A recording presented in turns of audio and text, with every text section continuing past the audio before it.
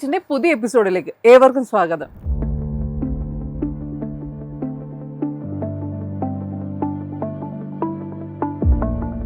Gadget ലവേഴ്സിനായി mobile ഫോണിന്റെ പുത്തൻ വിശേഷങ്ങളുമായി ടെക് ട്രെൻഡ്.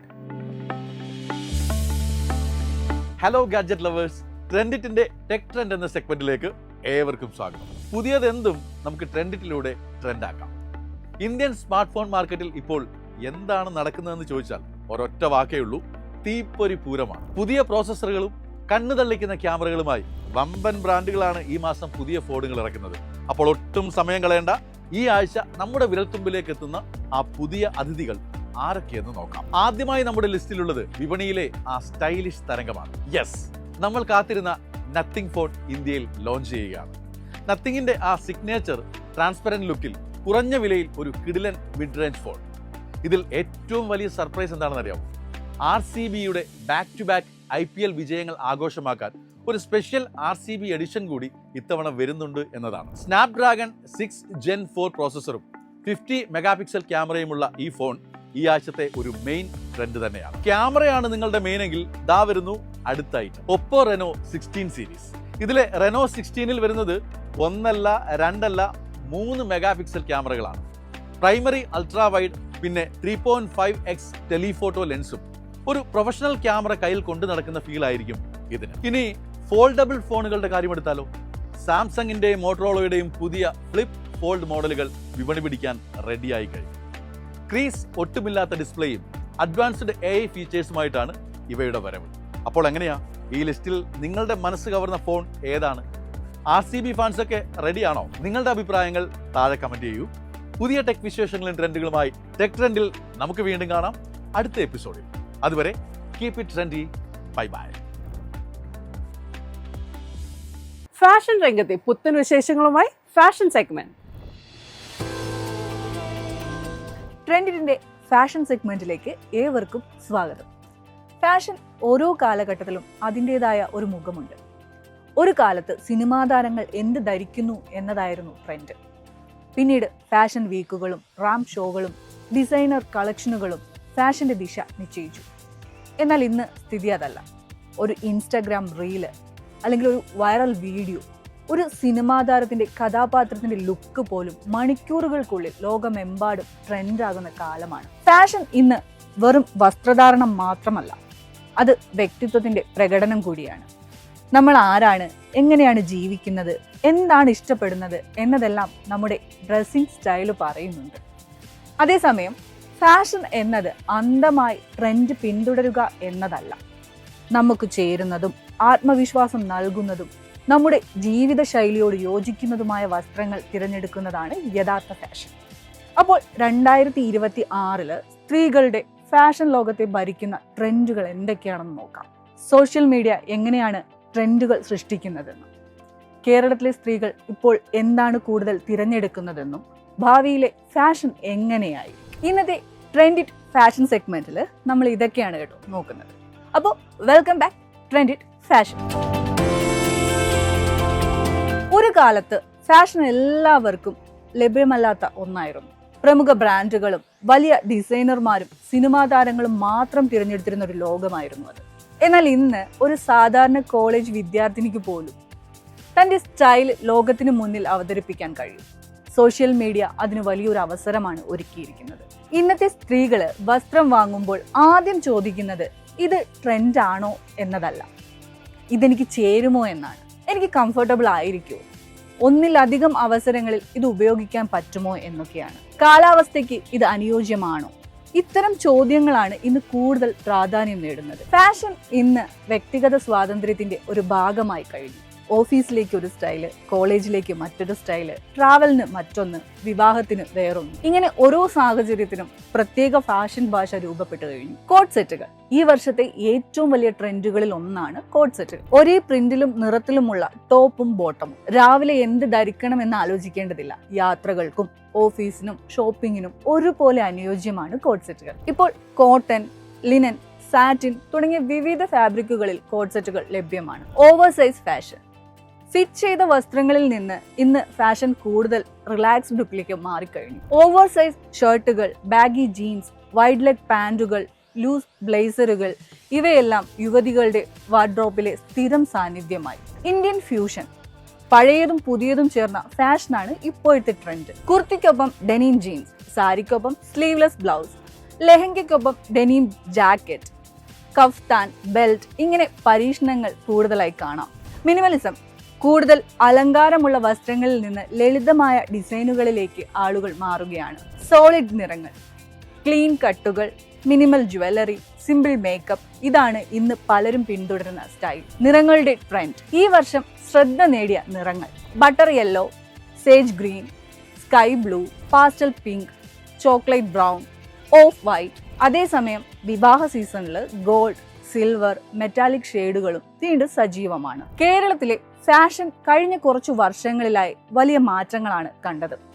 സെറ്റ് സാരിക്ക് പുതിയ ബ്ലൗസ് ഡിസൈനുകളിലൂടെ യുവതികളുടെ പ്രിയ വസ്ത്രമായി മാറിക്കഴിഞ്ഞു. ലിനൻ സാരികളും കോട്ടൺ സാരികളും ദിനം പ്രതി കൂടുതൽ ജനപ്രീതി നേടുകയാണ്.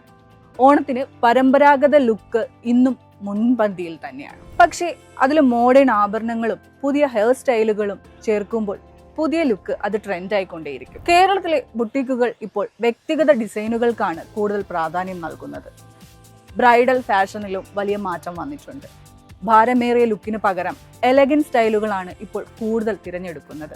ഇന്ന് ഫാഷന്റെ ഏറ്റവും വലിയ റൺവേ സോഷ്യൽ മീഡിയ തന്നെയാണ്.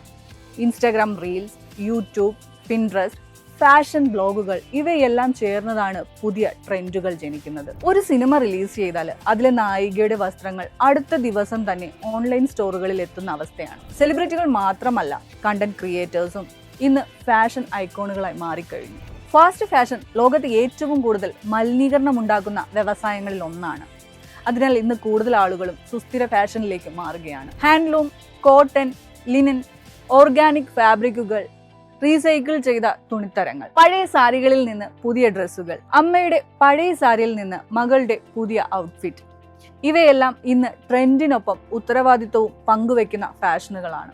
ട്രെൻഡ് പിന്തുടരുന്നത് നല്ലതാണ്, പക്ഷെ എല്ലാവർക്കും എല്ലാ ട്രെൻഡുകളും ചേരണമെന്നില്ല. ശരീരഘടനയ്ക്ക് യോജിച്ച ഫിറ്റാണ് ഏറ്റവും പ്രധാനപ്പെട്ടത്. ശരിയായ നിറങ്ങൾ തിരഞ്ഞെടുക്കുക, അമിതമായ ആക്സസറീസുകൾ ഒഴിവാക്കുക, സുഖകരമായ വസ്ത്രങ്ങൾ തിരഞ്ഞെടുക്കുക, ആത്മവിശ്വാസത്തോടെ ധരിക്കുക. കാരണം ഏറ്റവും മനോഹരമായ ഫാഷൻ ആത്മവിശ്വാസം തന്നെയാണ്. ഫാഷൻ ഓരോ ദിവസവും മാറിക്കൊണ്ടിരിക്കാം. ഇന്ന് ട്രെൻഡായത് നാളെ മാറാം. പക്ഷെ ഒരിക്കലും മാറാത്തത് ഒരു ട്രെൻഡ് മാത്രമാണ്: സ്വന്തം വ്യക്തിത്വം, സ്വന്തം ആത്മവിശ്വാസം, സ്വന്തം സ്റ്റൈൽ. വസ്ത്രങ്ങൾ നമ്മളെ മനോഹരമാക്കാം, പക്ഷെ നമ്മുടെ വ്യക്തിത്വമാണ് നമ്മളെ വേറിട്ട് നിർത്തുന്നത്. അതുകൊണ്ട് ട്രെൻഡ് പിന്തുടർന്നോളൂ, പുതിയ കാര്യങ്ങൾ പരീക്ഷിച്ചോളൂ. പക്ഷെ മറ്റൊരാളെ അനുകരിക്കാതെ നിങ്ങളുടെ സ്വന്തം ഫാഷൻ ഐഡന്റിറ്റി ആയിട്ട് സൃഷ്ടിക്കാം. പുതിയ ഫാഷൻ വിശേഷങ്ങളുമായി അടുത്ത എപ്പിസോഡിൽ നമുക്ക് വീണ്ടും കാണാം.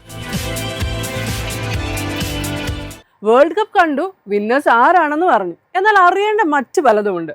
വേൾഡ് കപ്പ് ജേഴ്സി വിശേഷങ്ങളുമായി ന്യൂ ഇൻ. ട്രെൻഡിന്റെ ന്യൂ ഇൻ സെഗ്മെന്റിലേക്ക് സ്വാഗതം. വേൾഡ് കപ്പ് ജേഴ്സി യൂണിഫോമിൽ നിന്ന് കോടികളുടെ ട്രെൻഡിലേക്ക്. ഒരു ഫുട്ബോൾ ആരാധകനോട് ചോദിച്ചാൽ ലോകകപ്പ് വരുമ്പോൾ ആദ്യം എന്താണ് മനസ്സിലേക്ക് വരുന്നത്? മെസ്സിയോ, എംബാപ്പയോ, അതോ ട്രോഫിയോ? ഇതൊന്നുമല്ല. പലർക്കും ആദ്യം ഓർമ്മ വരുന്നത് ഒരു ജേഴ്സിയാണ്. കാരണം ഒരു ജേഴ്സി അത് വെറും ഒരു ഡ്രസ്സല്ല, ഒരു രാജ്യത്തിന്റെ അഭിമാനമാണ്, ഒരു ആരാധകന്റെ വികാരമാണ്. ചിലപ്പോൾ അത് ചരിത്രത്തിന്റെ ഒരു ഭാഗം കൂടിയാണ്.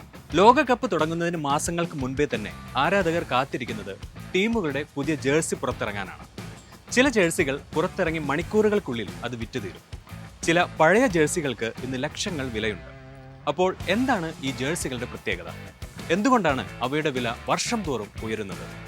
2018-ലെയും 2022-ലെയും ജേഴ്സികളുമായി താരതമ്യം ചെയ്യുമ്പോൾ 2026-ലെ ജേഴ്സികൾ എത്രമാത്രം മാറിയിരിക്കുന്നു? ഇന്നത്തെ ന്യൂ ഇന്നിലൂടെ നമ്മൾ പരിശോധിക്കാൻ പോകുന്നതും അത് തന്നെയാണ്. ഫുട്ബോളിന്റെ ആദ്യകാലത്ത് ജേഴ്സി എന്നത് കളിക്കാരെ തിരിച്ചറിയാനുള്ള ഒരു മാർഗം മാത്രമായിരുന്നു. പക്ഷേ ഇന്ന് സ്ഥിതിയൊക്കെ മാറിയിരിക്കുകയാണ്. ഒരു ദേശീയ ടീമിന്റെ ജേഴ്സി ആ രാജ്യത്തിന്റെ ഐഡന്റിറ്റിയായി മാറിയിരിക്കുന്നു. അർജന്റീനയുടെ നീല വെളുപ്പ് വരകൾ, ബ്രസീലിന്റെ മഞ്ഞ നിറം, ജർമ്മനിയുടെ ക്ലാസിക് വെള്ള ഡിസൈൻ, ഇവയെല്ലാം ലോകമെമ്പാടുമുള്ള ആരാധകർക്ക് ഒരു പ്രത്യേക വികാരമാണ്. അതുകൊണ്ടാണ് ഓരോ ലോകകപ്പിന് മുമ്പും ജേഴ്സി ലോഞ്ചുകൾക്ക് വലിയ പ്രാധാന്യം ലഭിക്കുന്നത്. ഇപ്പോൾ നിങ്ങൾ ഓൺലൈനിൽ ഒരു ലോകകപ്പ് ജേഴ്സി വാങ്ങാൻ നോക്കിയാൽ 2 വാക്കുകൾ സ്ഥിരമായി കാണാം: റെപ്ലിക്ക, ഓതന്റിക്. ഇവ തമ്മിലുള്ള വ്യത്യാസം എന്താണ്? റെപ്ലിക്ക ജേഴ്സി എന്നത് ആരാധകർക്കായി നിർമ്മിക്കുന്ന പതിപ്പാണ്. കളിക്കാരുടെ ജേഴ്സിയെ പോലെ തന്നെ കാണുമെങ്കിലും മെറ്റീരിയലിലും ഫിനിഷിംഗിലും ചെറിയ വ്യത്യാസങ്ങൾ ഉണ്ടാകും. വിലയും താരതമ്യേന കുറവായിരിക്കും. ഒതന്റിക് ജേഴ്സി എന്നത് കളിക്കാൻ മൈതാനത്ത് ധരിക്കുന്ന നിലവാരത്തിലുള്ളതാണ്. കൂടുതൽ ലഘുവായ ഫാബ്രിക്, കൂടുതൽ വെന്റിലേഷൻ, കൂടുതൽ സാങ്കേതികവിദ്യ. അതുകൊണ്ട് വിലയും കൂടുതലായിരിക്കും. ഇനി ഇതിൻ്റെയൊക്കെ വിലകളിലേക്ക് വരാം. കാരണം കഴിഞ്ഞ ഏതാനും വർഷങ്ങളിൽ ഏറ്റവും കൂടുതൽ മാറ്റം സംഭവിച്ചിരിക്കുന്നത് ഇവിടെയാണ്. 2018, 2022, 2026. 2018 ലോകകപ്പ് സമയത്ത് ഒരു ഔദ്യോഗിക റെപ്ലിക്ക ജേഴ്സിയുടെ ശരാശരി വില ഏകദേശം 4,000 രൂപ മുതൽ 6,000 രൂപ വരെയായിരുന്നു. ഒതന്റിക് പതിപ്പുകൾ 8,000 രൂപ മുതൽ 10,000 രൂപ വരെ. 2022 ലോകകപ്പിൽ എത്തിയപ്പോൾ ആ വില വീണ്ടും ഉയർന്നു. റെപ്ലിക്ക പതിപ്പുകൾ 5,000 മുതൽ 8,000 രൂപ വരെ. ഒതന്റിക് പതിപ്പുകൾ 10,000 മുതൽ 14,000 രൂപ വരെ. ഇനി ഇപ്പോൾ 2026 ലോകകപ്പിൽ എത്തി നിൽക്കുമ്പോൾ ചില പ്രമുഖ ടീമുകളുടെ ഔദ്യോഗിക ജേഴ്സികൾ 6,000 രൂപ മുതൽ 10,000 രൂപയ്ക്ക് മുകളിലേക്കാണ് പോകുന്നത്. ഒതന്റിക് പതിപ്പുകളുടെ വില 18,000 രൂപ വരെ എത്തുന്നു. ഒരു ചോദ്യം സ്വാഭാവികമാണ്. ഒരു ജേഴ്സിക്ക് ഇത്രയും വലിയ വില എങ്ങനെ വരുന്നു എന്നത്. ഫാബ്രിക് ടെസ്റ്റിംഗ്, നിർമ്മാണം, ഡിസൈൻ പ്രോസസ്. അതെ, ഉത്തരം സാങ്കേതിക വിദ്യയാണ്. ഇന്നത്തെ ലോകകപ്പ് ജേഴ്സികൾ വെറും തുണി കൊണ്ട് നിർമ്മിച്ചതല്ല. അവയിൽ പ്രത്യേക സ്പോർട്സ് എഞ്ചിനീയറിംഗ് ഉൾപ്പെടുത്തിയിട്ടുണ്ട്. വിയർപ്പ് വളരെ വേഗത്തിൽ പുറത്തേക്ക് മാറ്റുന്ന ഫാബ്രിക്, കൂടുതൽ വായു സഞ്ചാരം, കുറഞ്ഞ ഭാരം, കൂടുതൽ സൗകര്യം, അതുപോലെ പരിസ്ഥിതി സൗഹൃദ റീസൈക്ലിംഗ് മെറ്റീരിയലുകളുടെ ഉപയോഗവും വർദ്ധിച്ചിട്ടുണ്ട്. എന്നാൽ ടെക്നോളജി മാത്രമല്ല, ഡിസൈനും എന്ന് വലിയൊരു കഥ പറയുന്നുണ്ട്. ഇന്നത്തെ ജേഴ്സികളിൽ പലതും രാജ്യങ്ങളുടെ ചരിത്രത്തിലും സംസ്കാരത്തിലും നിന്ന് പ്രചോദനം ഉൾക്കൊണ്ടവയാണ്. ചില ഡിസൈനുകളിൽ ദേശീയ കലാരൂപങ്ങൾ, ചിലതിൽ ചരിത്ര സംഭവങ്ങളുടെ സൂചനകൾ, ചിലതിൽ രാജ്യത്തിന്റെ പതാകയുടെ ഘടകങ്ങൾ. അതുകൊണ്ടാണ് ഇന്നൊരു ജേഴ്സി ഫുട്ബോൾ ആരാധകരെ മാത്രമല്ല ഫാഷൻ ലോകത്തെയും ആകർഷിക്കുന്നത്. ഫുട്ബോൾ ജേഴ്സികൾ ഇപ്പോൾ കളിസ്ഥലങ്ങളിൽ മാത്രം ഒതുങ്ങി നിൽക്കുന്ന ഒന്നല്ല.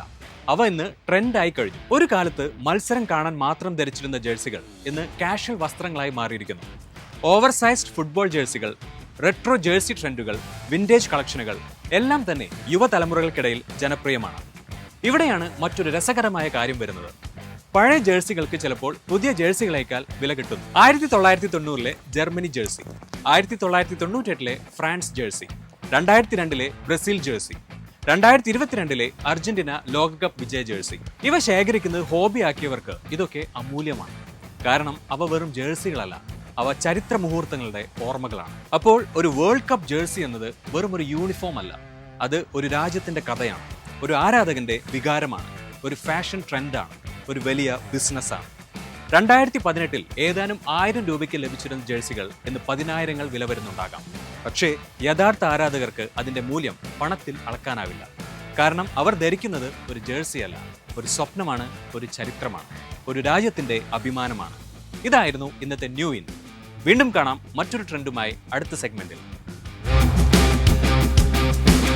ട്രെൻഡിന്റെ ഇന്നത്തെ എപ്പിസോഡിലെ സെഗ്മെന്റുകൾ നിങ്ങൾക്ക് ഇഷ്ടമായി എന്ന് കരുതുന്നു. ഫാഷന്റെയും ടെക്നോളജിയുടെയും ഒക്കെ മറ്റു വിശേഷങ്ങളുമായി അടുത്ത എപ്പിസോഡ് വീണ്ടും കാണാം.